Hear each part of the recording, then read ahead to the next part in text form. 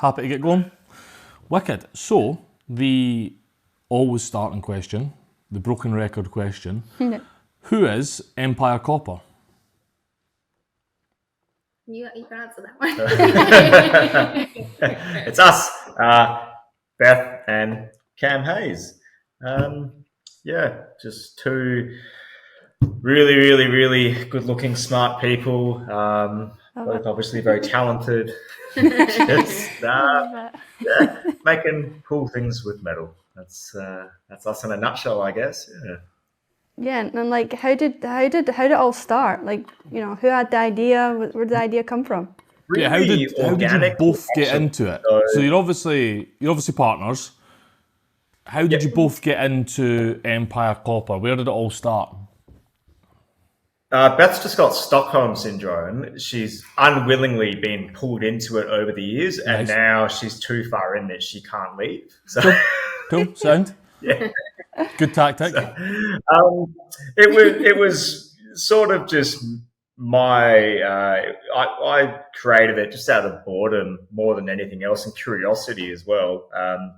So as I was saying before, I'm a sheet metal worker. I've been doing that I was doing it for about 10 years when I started Empire Copper.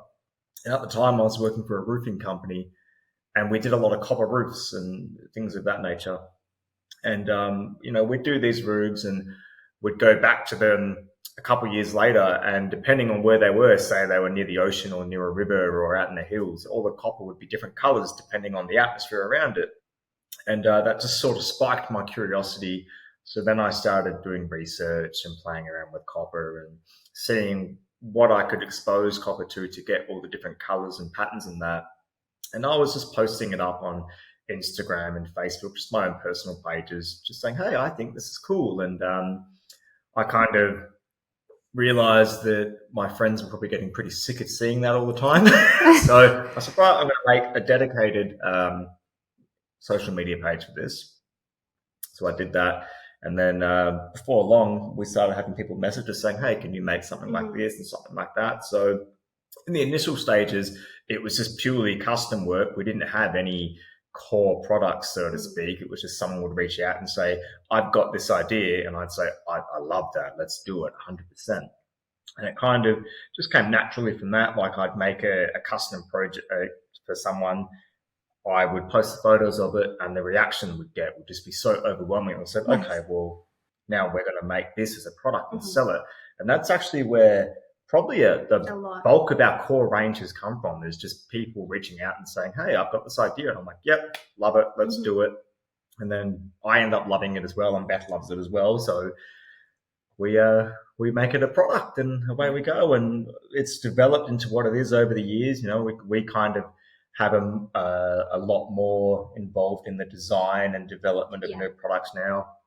I'll see something go, oh, we can do a twist on that, like an adaptation on that, or I'll see something else out, in a house or in a photo or something. I'll go, oh, I can make that in copper. That would be cool. Or just like an amalgamation of all these different things. And yeah, and now pretty much anytime we have any spare time at all, it's just we've got about 40 different products on the whiteboard on the fridge over there. It's like, these are things we want to make, and we'll get around to it one day. But yeah, there's always new things popping into our head.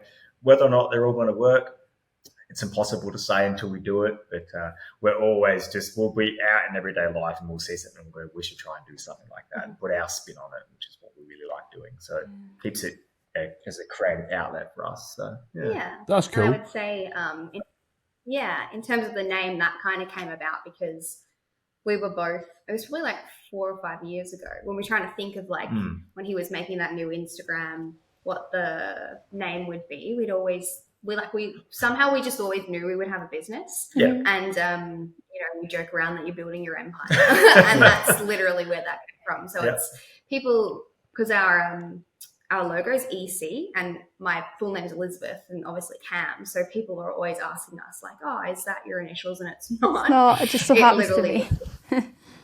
We just. Beth's mum is probably the worst for that because she just flat out refuses to believe that it wasn't intentional. Yeah. The EC is the company logo. She's like, it has to be. It's Elizabeth and Cam. And we're like, no matter how many times we tell her, we go, no, it's not. She goes, I know it is. Like, okay. Yeah, you believe what you want to believe. It's all good. Yes. Yeah. So it sounds like quite an organic start then, yeah? Like when you think about it, like a lot of people want to make a thing that they want to exist in the world, which obviously you did, but then they'll start making products. Whereas you kind of, it's a product based on a material. Seems like quite a sustainable way to start, because you don't end up making loads of stuff that falls flat on their face. You end up making stuff for you, and then people are just like, I want one of them. Yeah, we started with $500 is what we started with of our own money, and which I think's 250 Great British pounds, which will be about about $300 US for anyone else listening. Not a lot of money. Thereabout. Yeah, not a lot. So literally like one little bit of copper, and made a tray first, I think, and then some coasters. And then we saw the demand in, I think the anniversary thing was probably what really kicked it off with the gifting. And then when we saw that as an opportunity, that's when we thought, okay, how can we delve into that? And then I guess I just really enjoyed that. Started as a photography side of things, and then it became the Instagram and the customer stuff. And that's how we it just kept going from there. I don't know how to explain it. It just like spitballed into wanting to learn about so many other things. And then of course spend time then hunting for, it got to the point where I'd kind of felt like I'd learned as much as I could about certain areas. And then we've been spending the last few years kind of like every 3 to 6 months trying to focus in on an area. So we started investing in a professional photographer, which is where all of our beautiful photos come from. And for all the makers watching, if you don't have a professional photographer, do yourself a favor and get one. It's a game changer. Absolutely. Our photographer, Caitlyn, has just absolutely changed what our business is. It wouldn't be what it is today without her skills and her availability to us. So and it's so funny you say that, because we just did a podcast the other day with a brand photographer from Connecticut, and she was talking all about it, like, you know, having your own, like, good photography makes such a difference to your business. And you just Sorry, you go. No, I'm just saying, like, what you just said there was perfect, because it backs up what she was talking about. Yeah, so that one's going out on Friday, and we're running, like, as well as the Makers podcast, we're going to be filtering in some podcasts with, you know, people that provide services for makers, because things like you say, like, one of the first level ups, certainly I feel you should do is professional photography, whether that's just drip feeding it or whether you hire one on a contract basis, because ultimately you need to put your stuff out to the world. And there's just makers that can do shit hot photography from the get-go.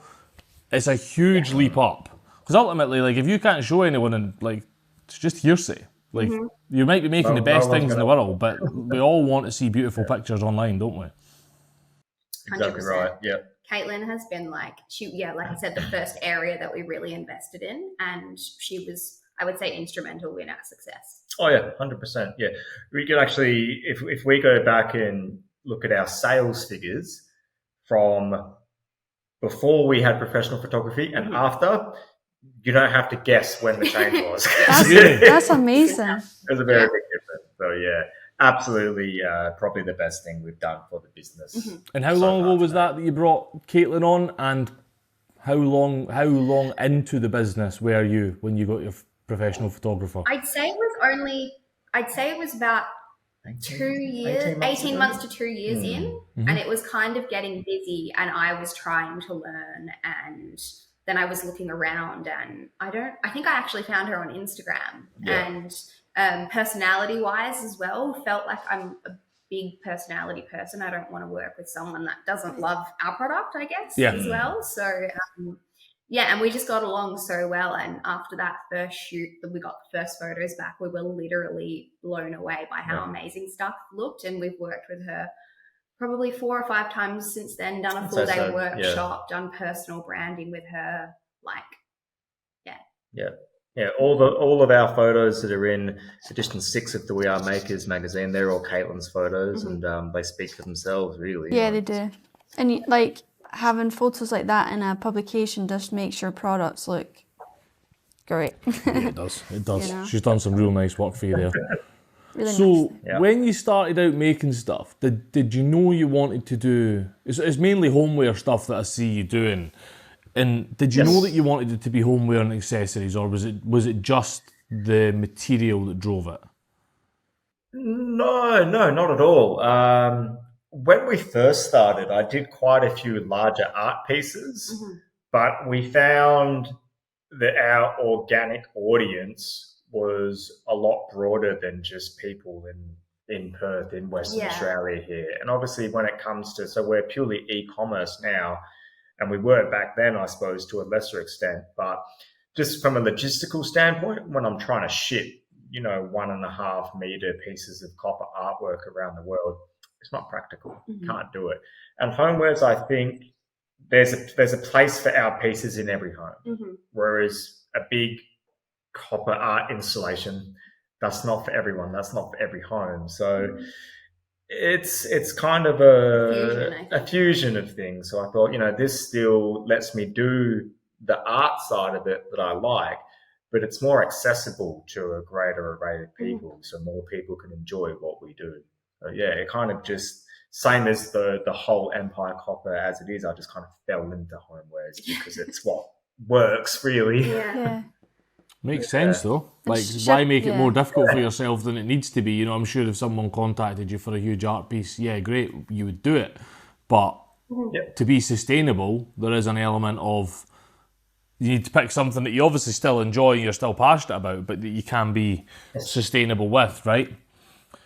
Absolutely, and it allows us to be accessible to a lot more people as well, because with homewares, we, as opposed to if I'm doing a big art piece, you might be minimum starting at several $100s into the thousands, depending on the size of the piece.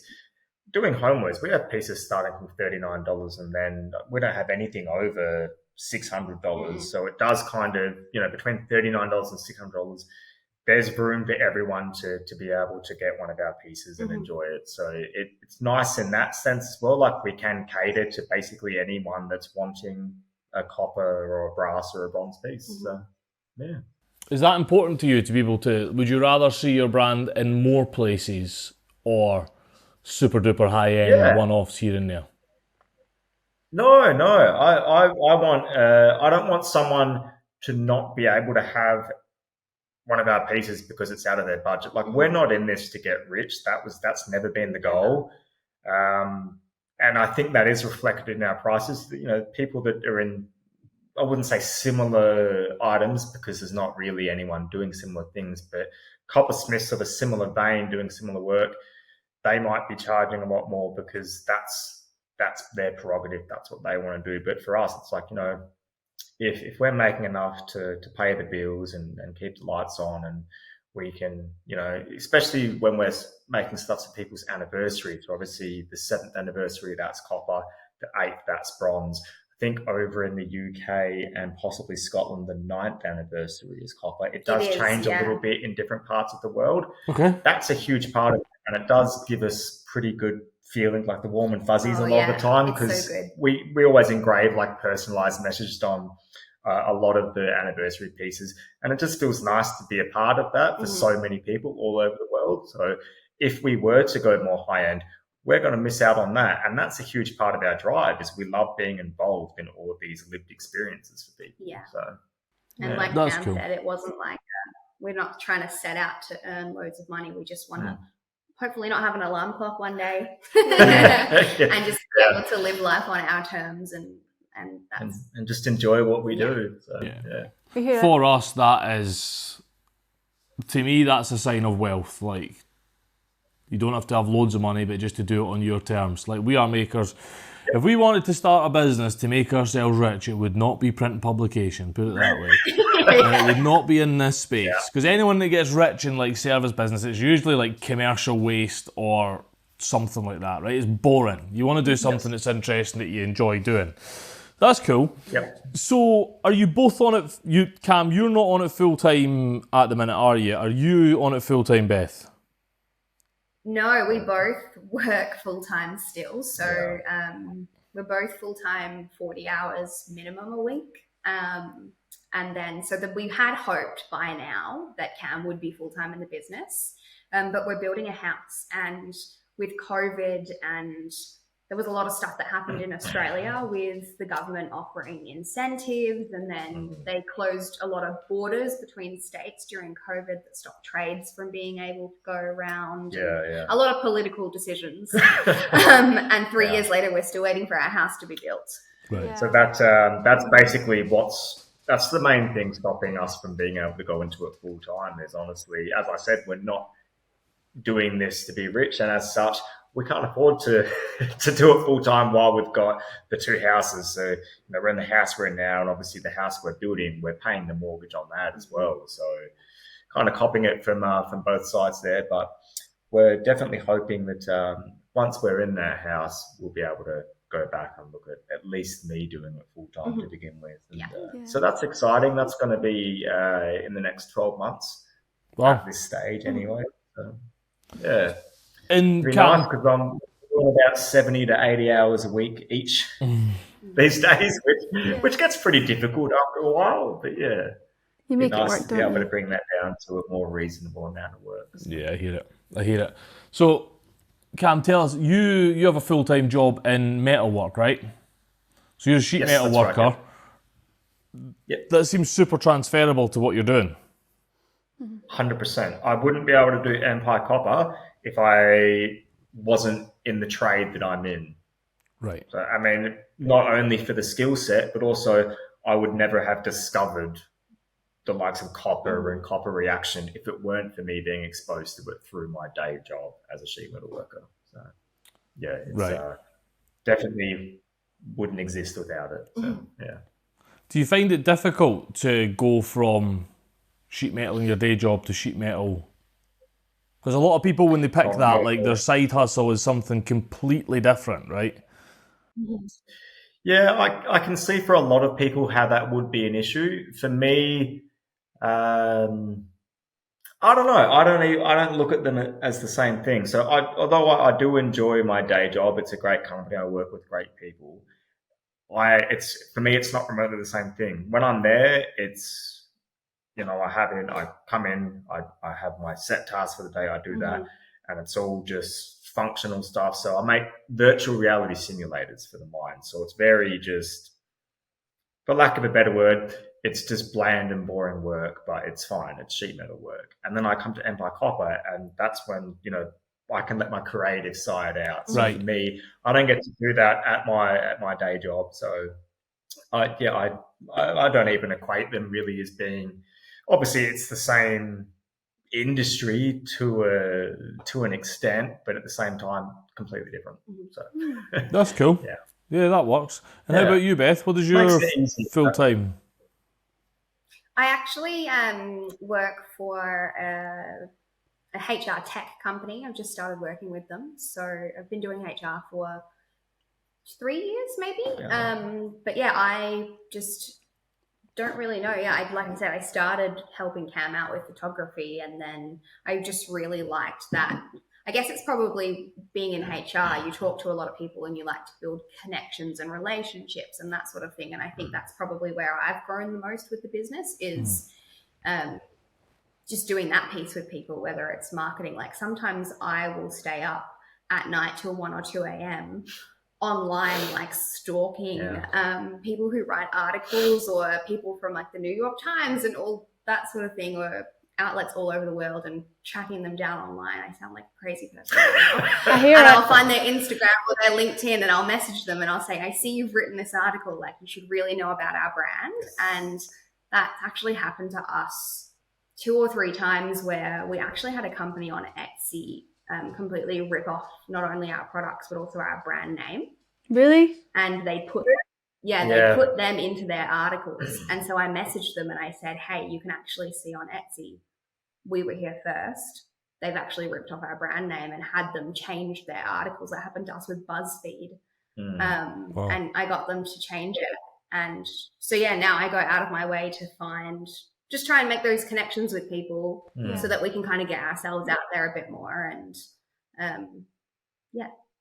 I do always find it funny. So as Beth says, she'll often be up till like 1 o'clock, sometimes 2 o'clock in the morning working. And obviously I get up for work 4 a.m. Sometimes I was up at 3 a.m. the other day. I've got to go do Empire Copper stuff before work. So I get up quite early and I'll jump on, and Beth's CC'd me in all these emails and messages and that. And I look at the timestamp and I look at her and I go, Did you sleep? We're similar. We work on very different shift patterns, and Yeah. I don't think there's anything wrong with that. I work early, but see by 6, 7 o'clock, I am like zoned out, done. Whereas I like to go up later and work later. That's me. Yeah. You can get out of bed, 9, 10, but then work till 1, 2 comfortably. I don't think there's a right or wrong, right? Look, we're international. Like, everyone on the internet is international. It's interesting you say about, stalking people online and going to find them, because I think it's quite easy for a lot of people, especially with e-commerce brands, to just like put it out there and think that, right? Yep. I've just launched my e-commerce brand, build it and they will come. It could not be further from the truth. Could not be further not at all. Yeah, I think Cam touched a bit earlier on to the fact that when we first started out, we were like, okay, how do we get our product out there? And we obviously started on Etsy and then decided, let's do some local markets. And we did a few of those, but found mixed results.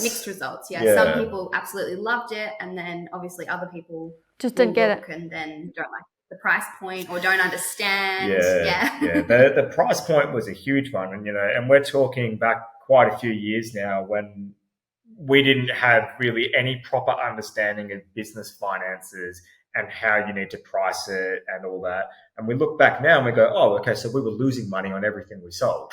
But at the time, we just didn't realize it because it was just, we didn't know any better. And even back then, we'd be selling things like one of our original creations was a Roman numeral clock, and it was 40 centimeters. And we sold those for $129. Mm-hmm. And we were at this market stall, and this lady came up and she said, this is beautiful. How much is that? And it was thicker copper as well, which again is more expensive. And I said, it's $129. And she audibly gasped, oh, that's far too expensive. And then walked off in a huff. And now for that same size clock, we sell it for $249. And they're all over the world. So it's funny that, isn't it? It's like, You when you go to these markets, you just kind of have to suss out whether your customers are actually there and whether they understand. I've been to markets with my furniture, and people would say to me like, oh, where did you import that from? And I'm like my name, it says handmade by, and it's like, couldn't be any more obvious. But there's like huge full-size billboard posters of Kate making it in the background. They're like, where did you import that from? It's like, what? And Darwin Award to that one. And it's too expensive, and you're like, well, it's really not actually. I'm probably underselling. Yeah, we do get that occasionally. We actually had a customer reach out to us, probably that customer from Germany. That's what I'm thinking of. Yeah, we had a customer from Germany reach out to us probably about 2 months ago. They'd ordered the clock, received it, and they said, admittedly said like, oh, I'm really happy with it, but it's very obviously machine made, not handmade. I want a refund.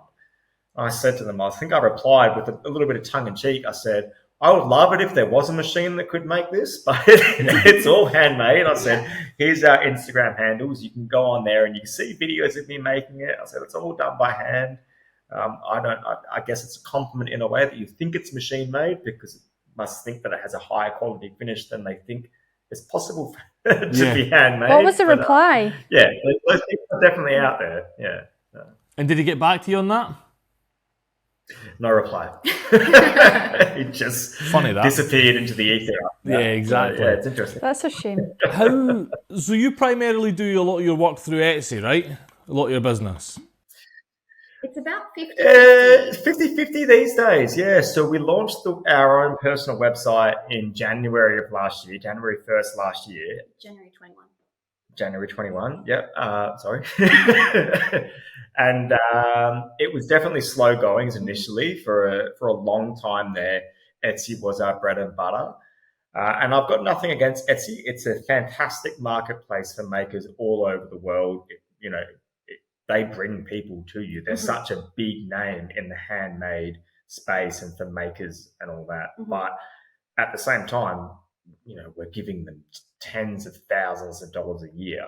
I'm like, okay, let's try and bring some of that back our way. So when Beth actually built our website initially all by herself, it was very slow goings at the start, probably maybe 1 or 2 orders a month on our website for the first 6 months. And then, as we learned about building, backlinks and doing SEO and all that sort of thing, it's definitely picked up to where it's now at about 50-50 between our own website and Etsy. And then we still get a couple of requests from people will find us on Google and they'll give us a call and say, oh, it's my anniversary tomorrow and I've got nothing. Can you help me out? And stuff like that. So probably I'd say 45% each to Etsy and the website, and then another 10% just to local people and things like that. So word of mouth as well. We have had quite a few Perth locals. Oh, my friend, got this from you. It's beautiful. I want one as well.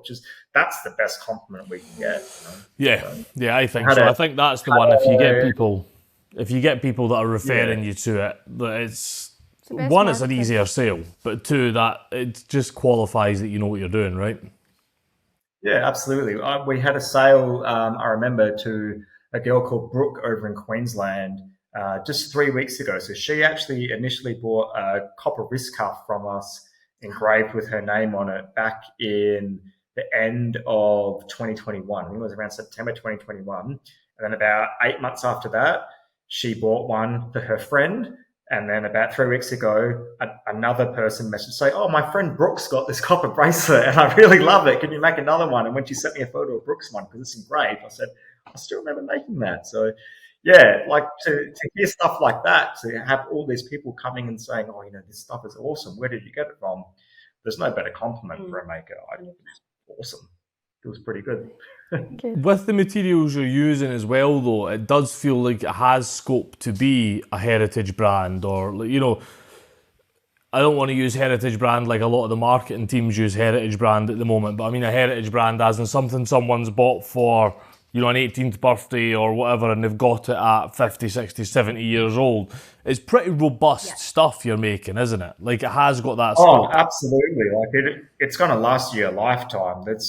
There's no plastics or flimsy stuff. Like, at the end of the day, everything we make, it started out life as a solid chunk of metal, and then we've just worked it into the end result that you see here. So, it's not even a case of if you look after it, it's going to last forever. It's just going to last forever. Yeah. Because copper, brass, and bronze, they're non-ferrous metals. What that means is there's no iron in them. They can't rust. That's how we get our colors. That's copper's reaction. Instead of rust, it's going to develop that colorful patina to protect itself. So there's really nothing you can do to it short of chucking it in a furnace and melting it down. But even then, you can't destroy it. It's just going to melt into a blob. Different state. So, it really will last the rest of your life that's wicked. If you want it Yeah. to. That's wicked. It's quite a nice thing to think that something you've made, even in the early days while you're both balancing full-time jobs, will still be out there in the same quality and the same thing, the same essence of it as what it will be when you guys are undoubtedly in 10, 15 years doing this both full-time. Yeah. So it does go both ways in that regard, though. So Beth's parents were actually some of our first customers. They were living in Adelaide at the time, and they bought a clock and some coasters. And this was back in the day when we just started out. We're like maybe 2 months into it at this point. And at the time, I'm sure I looked at their stuff and went, oh, that looks really nice. They now live about 4 streets away from us, and we're there all the time. And every time I see the clock and coasters, I die a little bit inside because I think they're so bad. I love them. And I keep saying to them, oh, let me make you new ones. And they go, no, it's fine. And I'm like, oh, I hate it. Yeah, it's actually our biggest selling product, our halftime clock. The first one Cam ever made, he hated it. And he's like, I'm not doing this again. And we put it online and everyone was like, I love that so much. And I was like, no, it's actually really nice. And obviously over time they've gotten nicer and better, but it almost might not have been. Almost wasn't a thing, because we were just doing plain copper clock and then a clock with like a blowtorch finish, which we call our flame clock. That's all we did at the time. I did the blue patinas and other things. I think we did the blue. It was a full colour. Yeah, I did a full colour blue at the time, no copper at all. And then we had a customer I think she was in the UK actually. She reached out and said, "Oh, can you do the blue with some exposed copper?" And I went, "Oh, like if you want, who would want that?" And I did it. Literally, that was like his exact words. Like, why would somebody want this? And I did it, and I really wasn't happy with it. And I sent her some photos. I said, "Oh, what do you think?" And she loved it, which was great. And I remember saying to Beth and just thinking, "Oh, why? Why does she like it?" I hate it. It's gross. And now I love them.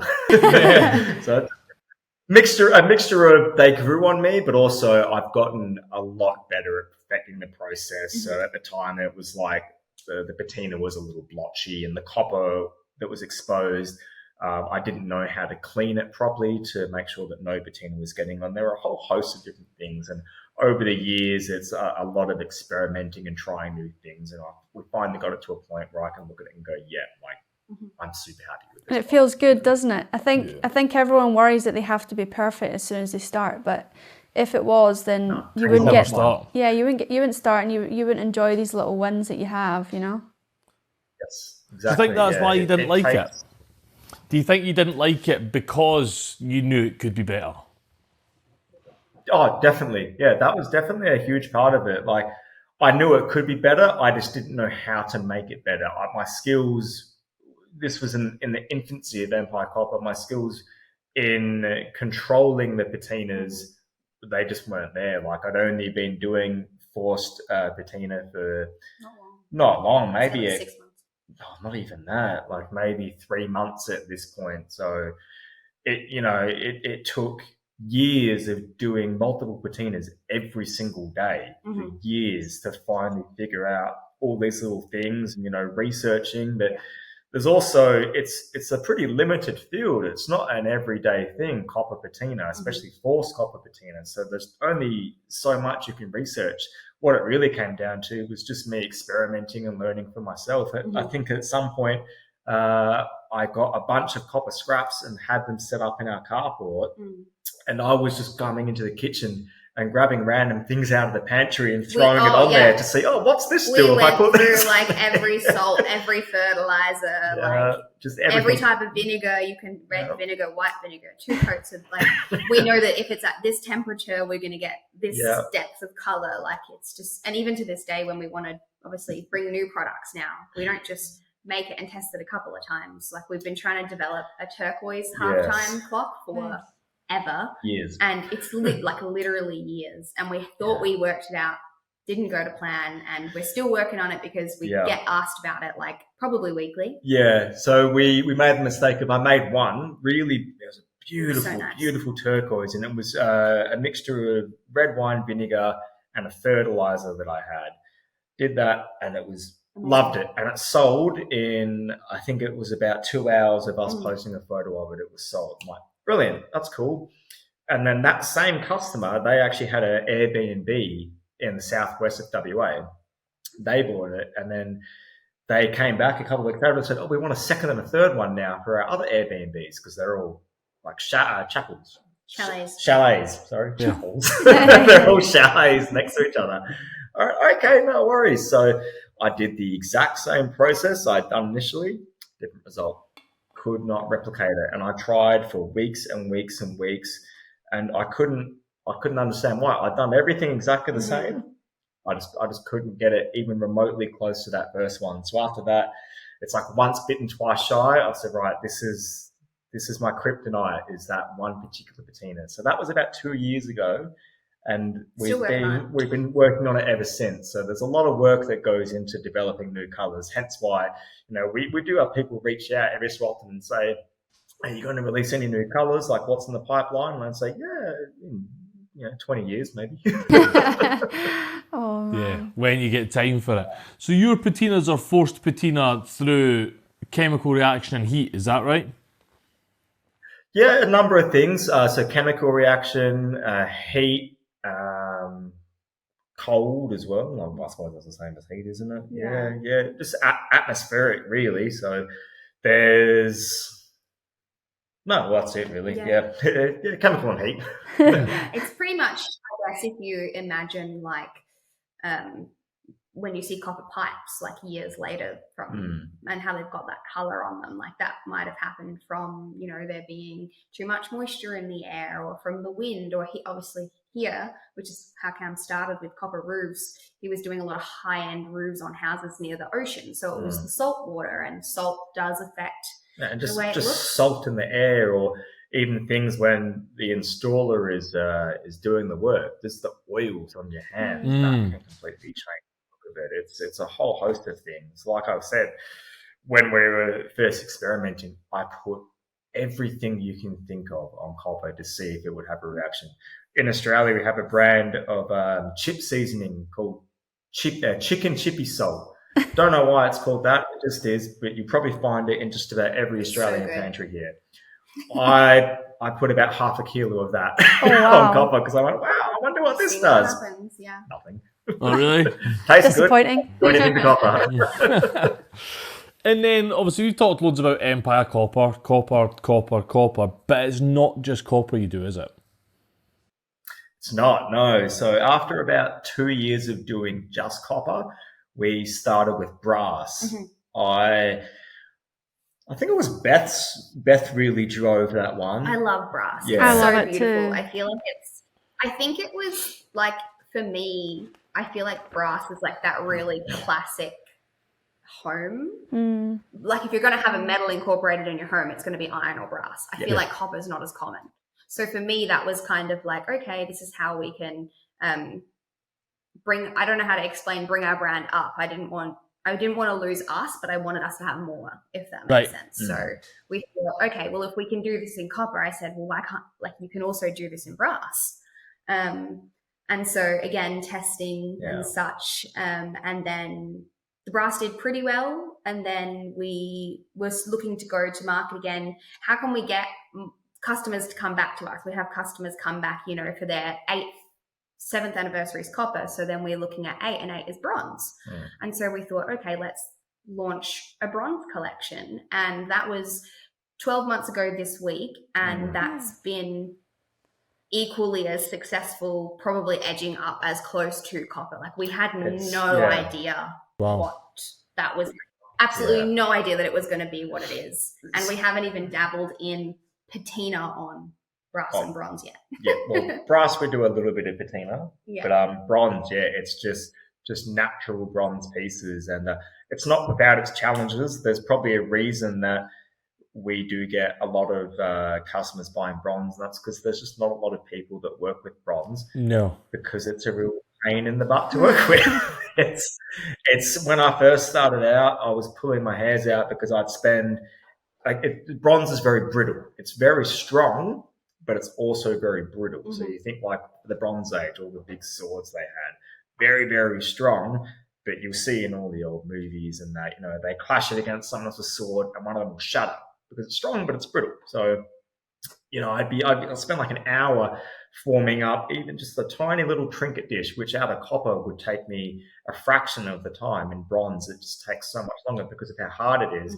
I remember initially, the first time I made one, as I said, I probably spent about an hour doing it. Right at the end, cracked straight in half. Nothing more annoying. And then we had the same thing. We did we call them our butler trays. So it's like a little candle tray, like a serving dish. We've done them in copper for a long time. We do them in brass. So the natural step was let's offer it in bronze as well.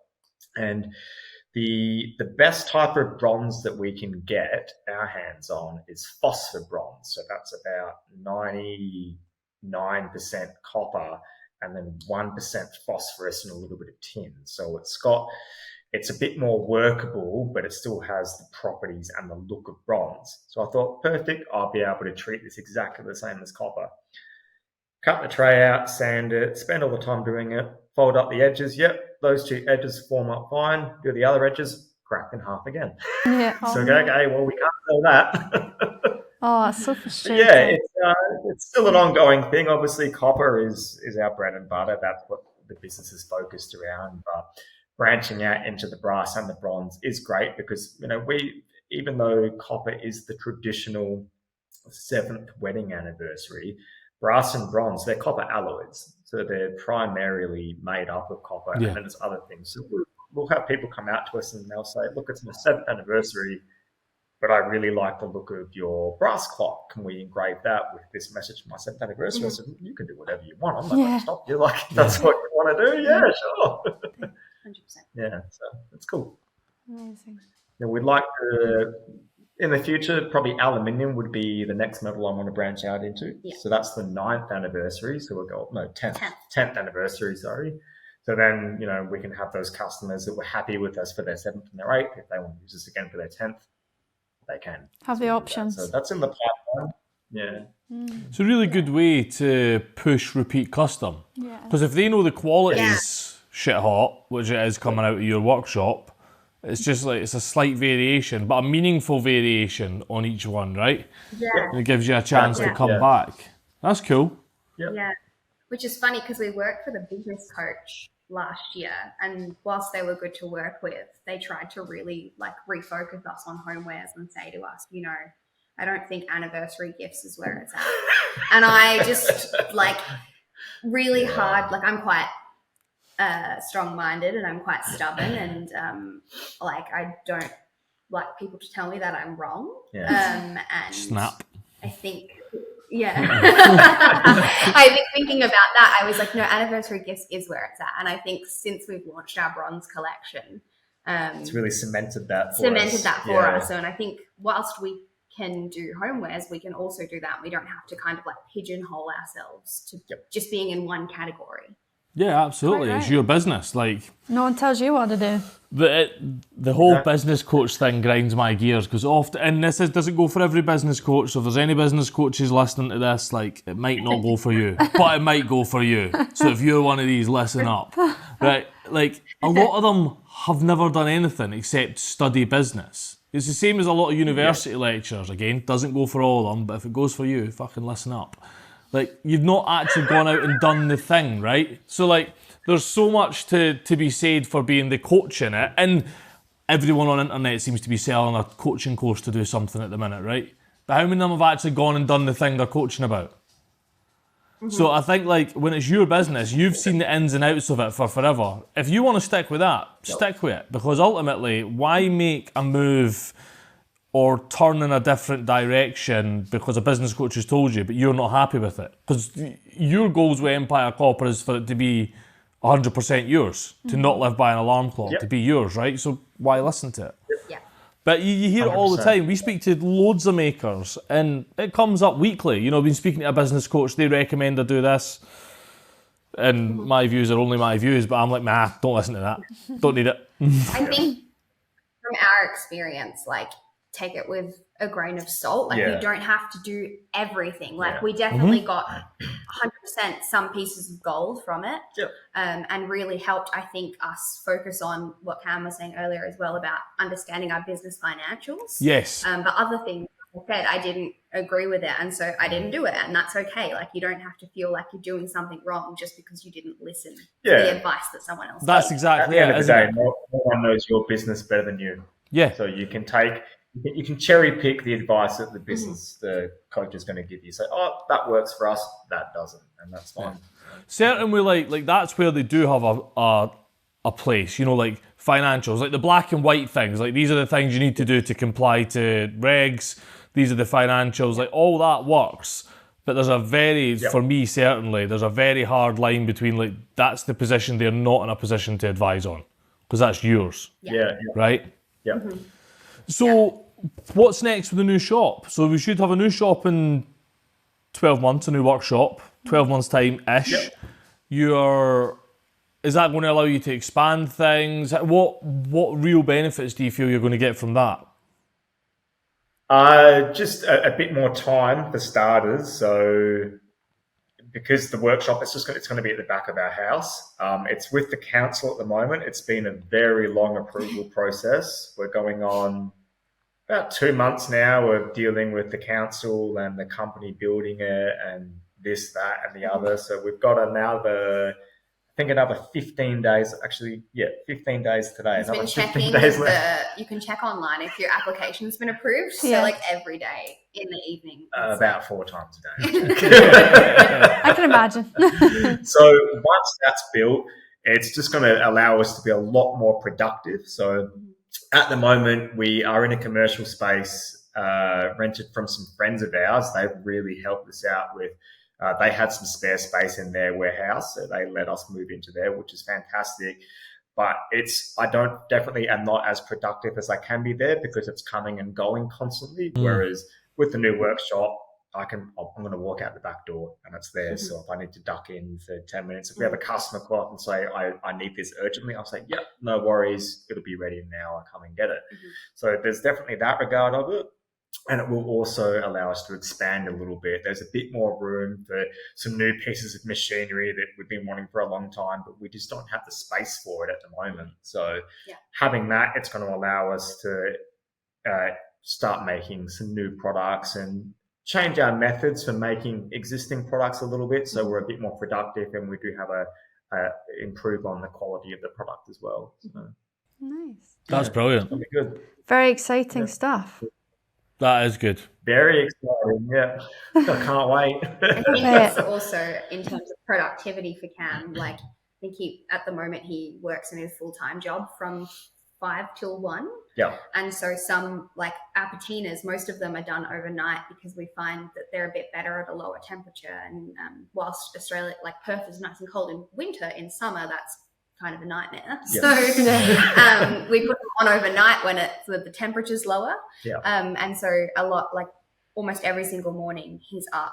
He has to rinse them off to let them dry. So he gets up at 4, or sometimes he'll have to be up at 3 to drive to the workshop to do stuff before going to work, before then finishing up 1 and going back. So even just at the end of the day, we're on average wasting about an hour a day driving to and from the workshop.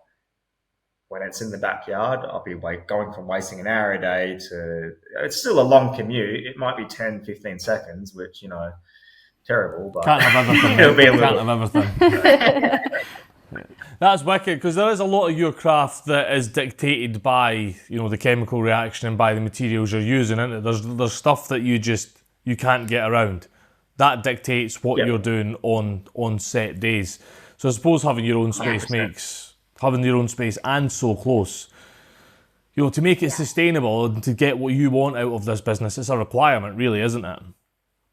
It is absolutely. There's certain days where, if it's a warm, balmy night and I look at the humidity and it's really high, we can't do any patinas that night because it's just not going to work. It's a waste of time. It's a waste of time. We know it's not going to work. So at least in our own workshop, if we do find that we're still having that same problem, we're going to have the space to temperature control the room it's in. So that gives us, then we can not going to have any issues at all ever, because we know exactly, it's at this exact temperature, everything's going to work fine, because we can't do that at the moment. We don't have the space or the facilities to do it. So with the new workshop, definitely comes perks like that. Yeah.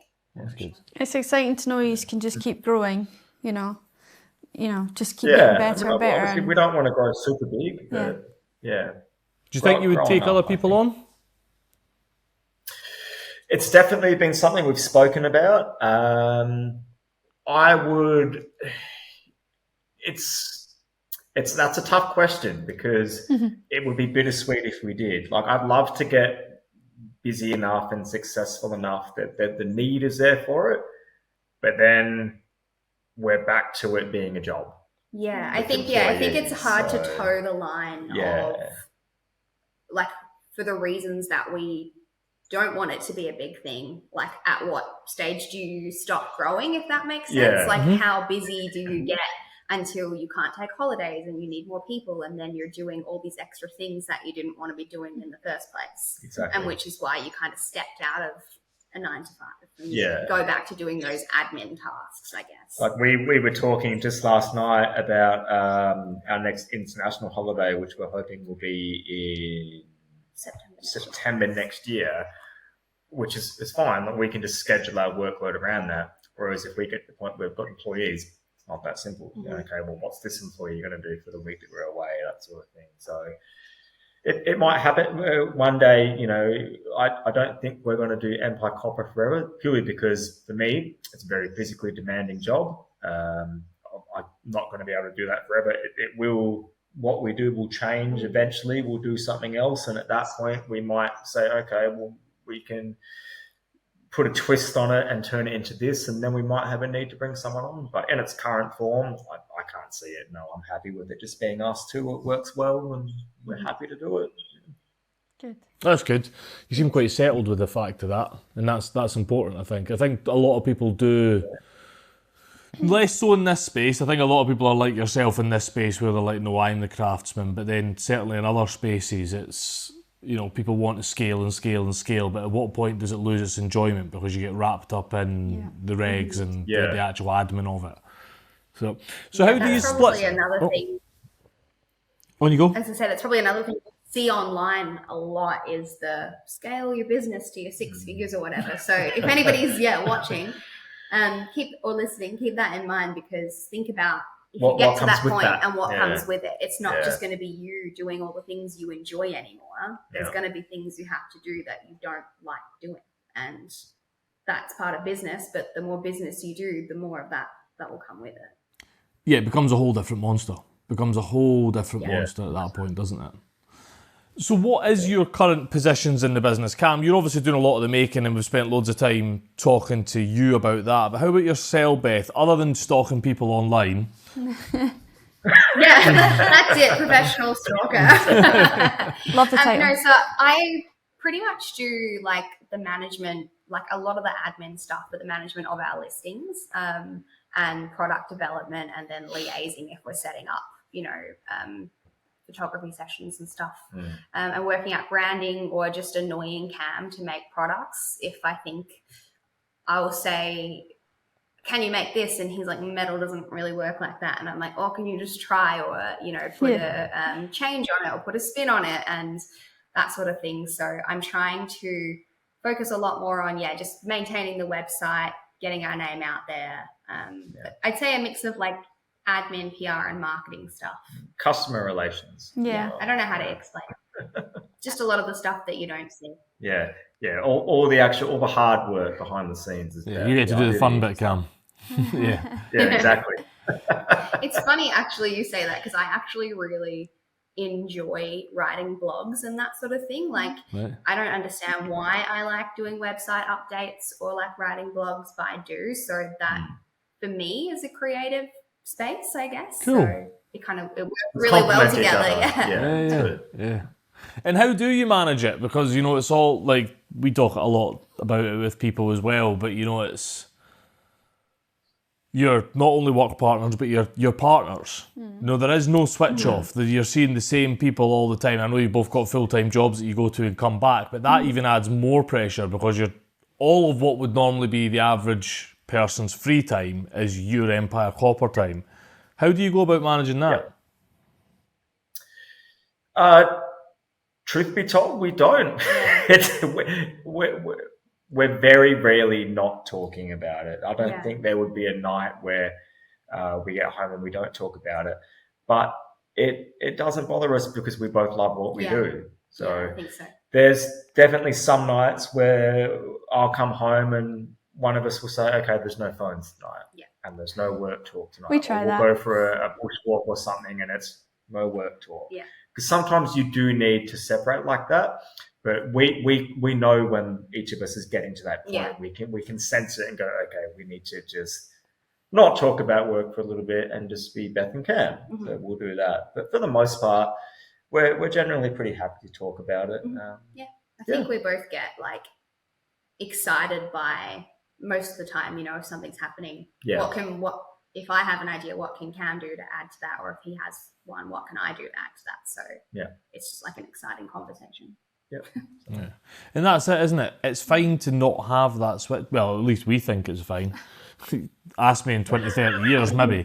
But like to not have that switch off. But like family's always like, why are you still on your phone? Why are you still working? It's like well, it is our life, Yeah. At some point, that's the thing. work-life balance needs to kind of be demystified. Like, if it's a Yes, job you hate, sure. yeah, you need a work-life balance. If it's not a job you hate, like, work can be your life. It's okay. Yeah. And that's basically where we're at. Like, we often say, our family will say, how often are you working in the business? And we kind of chuckle and say, well, we're never not working. Yeah. I said, I've got two phones. I've got my personal phone and the work phone. And for some reason, the work phone goes with me everywhere, even outside of work hours. So it will be like a family dinner and plonk, both phones go on the table. If there's a customer message or a call or something, I'll go, I'll be right back. I'm just and that's like, that comes with the territory. And like I said, for us, we love what we do. So it doesn't feel like a job. Mm-hmm. So there is that not work-life balance. This is just life. Yeah. And that's where we want it to be our life, and we're happy with that. Love it. That's good. Yeah. That's good. You alluded earlier that this might not be what you do forever. Have you thought about what you would do later? Yeah, I have probably something very boring, just like a general sheet metal fabrication shop, something along those lines. It's no thrills. It doesn't have the creative outlet that I love, but I'm not naive to think that I can still manufacture all this stuff myself, well into my 50s and 60s and so on. So there's going to come a time where I'll say, right, I need to take a step back. I think it's too much of our own brainchild for me to hand it off to someone else. I wouldn't want other people making our products. So when it comes to the point where I either don't want to or physically can't make the products anymore, I think we just have to wrap it up and go down the path of something a bit more practical, I guess. Yeah. We've got options. It would be something probably along the lines of just a general sheet metal shop, because it's what I know, it's what I do. So yeah, something like that. Or we kind of had, when we had issues sourcing a workshop when we needed one about just over 12 months ago now, when we had like really good friends offer their space to us. We kind of thought, why doesn't this exist? We looked high and low for a space where if you're not in that area where you're too small or you're too big, when you're in that kind of middle area where we are, there's nowhere for you to go if you need space. And so that's, I guess, just a small idea. Maybe that's something that we can look at doing in the future. It's definitely been a thought. It's a good idea. Possible. We've got options, put it that way. I mean, we're the sort of people where one of us will be sitting on the couch watching TV, and then I'll go, oh, I just had this brilliant idea for this thing. Oh my God, I have so many business ideas. Like once you have one, you can't stop.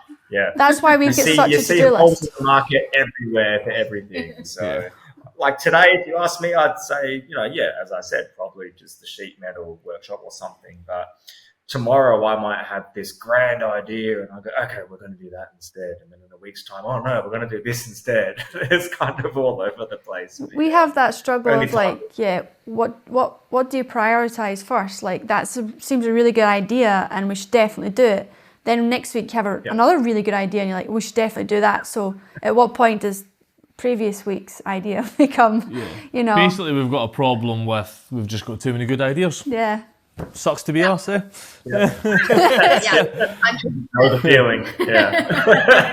How do you, because ultimately you're going to have ideas about new products, like new patinas, new materials, ways that you want the business. How do you prioritise them, and what advice would you give to anybody else in the same position?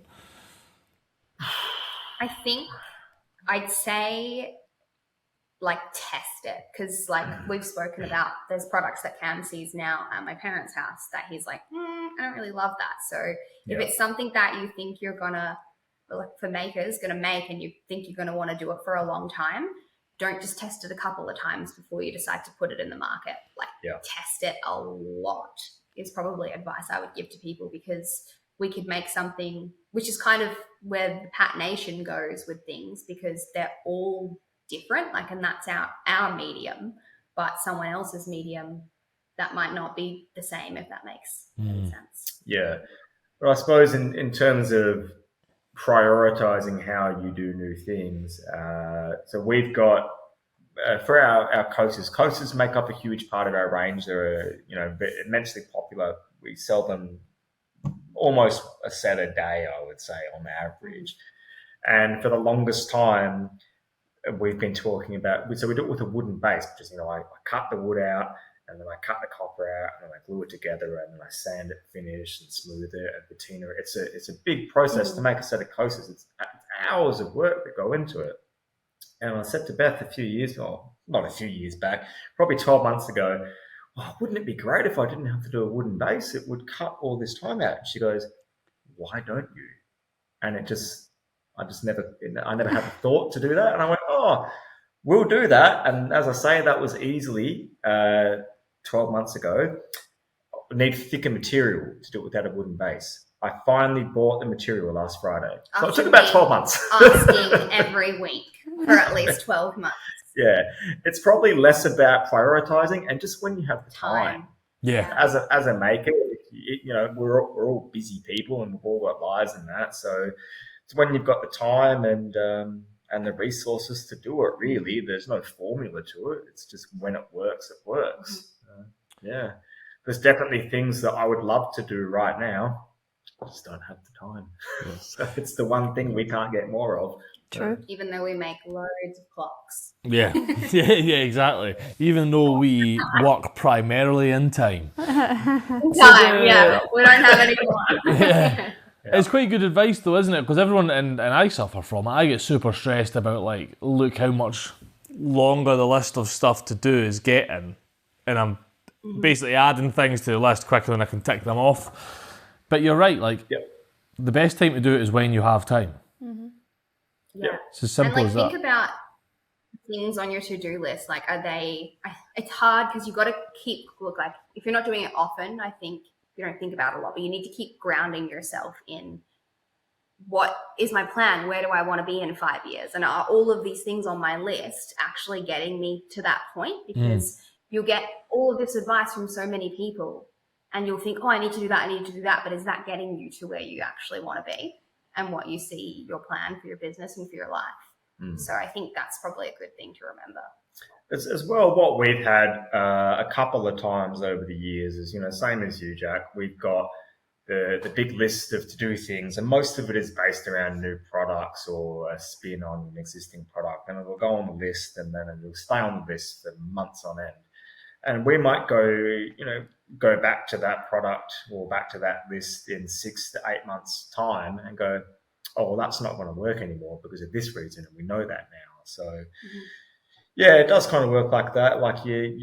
You're never not thinking about it. It's always there in the back of your mind, I need to do that, I need to do that, I need to do that. And then you might just be idly thinking about it one day and you go, I can't do that because if I do that, then this will happen or this will happen. So it does sometimes go like that and you go, all right, scratch that off. So it's a slow burn, definitely, when it comes to prioritizing new things like that. So, yeah, it needs to be sustainable, isn't it? You could easily stress yourself out trying to do it all and then get nothing done. Well, you get lots of done. We've had that a lot of the time. To go, we've got this new product idea. We'll do a whole range of this, and you go, well, hang on, that's not what we do, and we need to kind of rein it in a bit and go, it's at the end of the day, all of our products are as a flat sheet of metal.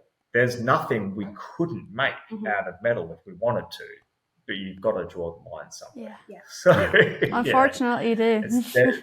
Yep, that's the reality. It's very easy to get carried away. Yeah. Guys, we've spoke loads about our questions, and I think a lot of what you've said is going to resonate with a lot of other makers, especially, the time management, the managing between, partners, or managing between full-time and part-time employee, and just the length of time you've stuck it out for to make it. You've been doing this a good number of years, much like Kate and I, and you've not both been full-time at it. There is an amount of it that you just need to stick it out.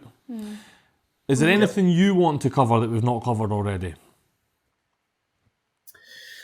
I think so. I think just for anyone listening in the same position, I'd say just about every maker out there at some point has had to find that balance between you've got your job, and then you've got your crafting, your maker's job. And it does get very hard to balance it. you've just got to believe in yourself, trust the process, and stick it out. It's not easy. If it was easy, everyone would do it, but it's worth it.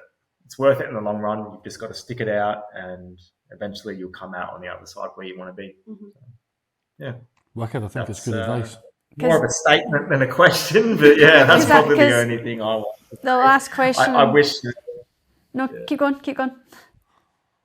I think that's probably the only thing I wish someone would have told me at the start, because I remember when we first started, probably about a year in, when we did start to get busy, I was saying to Beth, I can't do this. This is too hard, because I was still working in roofing at that time. So, I'd be driving for sometimes up to 2 hours a day back and forth to the various, job sites, construction sites I'm going to, working a 10-hour day there, and coming home, go, I've got these couple of orders to make today. And go, God, I really don't want to do it. And I'm glad I stuck it out, because now it's a lot easier, and now we're starting to see the benefits of it. But it's not been easy, as I said. We're coming into our 4th year now, so still working 2 jobs, but the end is in sight. So it's a long process, but it's worth it. Yeah, it is. Yeah. Kate, you usually wrap up with a question, but I think Cam might have just answered it. Because my last question always is what advice would you give your younger self? I would say that you don't have to know everything from the outset. Like, it's taken 4 years in, and there's so many more things that we want to learn and do, and you'll never stop learning. So don't expect yourself to, just because you have a business now doesn't mean that you need to know everything about a business. That's a really good one, and something that I definitely should have told my younger self had it been possible. I remember when we first started out, and I had a customer from Sydney in New South Wales here reach out to us and say, I want a big copper bowl. We did small copper bowls at the time, nothing like the ones we do now. She said, I want a big one. I mean, for me, it was huge at the time. It was this massive bowl. It's smaller than the ones we do now. But at the time, I went, okay. I said, yeah, I can do that, I think. And I took the job on, and I tried for probably about 3 weeks to get it right. And just because I was too proud to admit that I didn't know how to do it. And that was pride really got in my way that day. Luckily, that customer, she was really, really great. I was honest with her, and I said, look, I've tried my best. And I think I actually word for word said to her, my skills just aren't there yet. And she goes, I really appreciate your honesty. That's absolutely fine. I'm happy with it. Yeah, cool. And then from that, I took away a good lesson from that. I tracked down a silversmith from the UK, actually. Nice. Said, will you teach me how to make these bowls? And he was like, yeah, I'll teach you for a lot of money. and now it's easier. So, don't be afraid to admit you don't know something, because no one expects you to know everything. Yeah, you need to admit that you don't know it before you can, work out the relevant, like you've done there, work out the people to ask to fix it, yeah? Yes, exactly. Yeah. Don't be afraid to ask questions. Yeah, definitely. Wicked. Well, guys, I've thoroughly enjoyed. We've obviously spoke for a long time over Instagram or whatever medium, but I've thoroughly enjoyed chatting to you and finding out more about Empire Copper itself. Hopefully, in the not too distant future, we'll be over in Oz and maybe even see a new workshop by then. That'd be great. Fingers crossed. Yeah. We'll somebody will have to spin the podcast one day and interview you guys. Yeah. Well, we keep talking about doing a podcast on our own, and we just keep putting it to the back of the queue. It's on our to-do list. We just haven't quite. It's on the list, yeah. Haven't quite just there's those words again. You just need the space in your head to just sit down and do it. But every day there's something else, and it's well, I've not got the headspace to do it just now. It's one of those. Yeah. It would also be a long, boring podcast. It'd be a long, I don't know boring about that. I think it'll be pretty good. Yeah, I think so too. Yeah. We've done a bit, so we'll do it one day. Yeah. We will. And I can't, usually at the end of my podcast, I like to take a selfie, but I'm going to just do it over the internet, if that's okay. I'm just going to take a picture of us online. Can we get it? I'm sure you can. Okay, hold on. Go on. Right, okay. Smiling, Jack? Ready? Yeah, a little bit closer. Yeah, Oh, my cheeks are so red. You good? Yay. Yeah. Wicked. I don't know where to look. The camera. Best selfie ever. Brilliant. Love it. Guys, thank you so much for your time. We really appreciate it. And yeah, let's stay in touch. If anyone listening to this wants to hear more about Beth and Cam, where do they go and find that out? Edition 6, We Are Makers, first and foremost. Oh, man. And on Instagram and Facebook at Empire Copper. Nice. That's where you'll find us. Perfect. Guys, make sure and send us all your links to all your bits and bobs so we can put them in the show notes. And for anyone listening, that's where they'll all be. Thanks again, guys. Yeah, and have a lovely Friday. Thank you guys, so thank much. you very much. It's been a pleasure. Yeah. Wicked. Speak soon. Bye.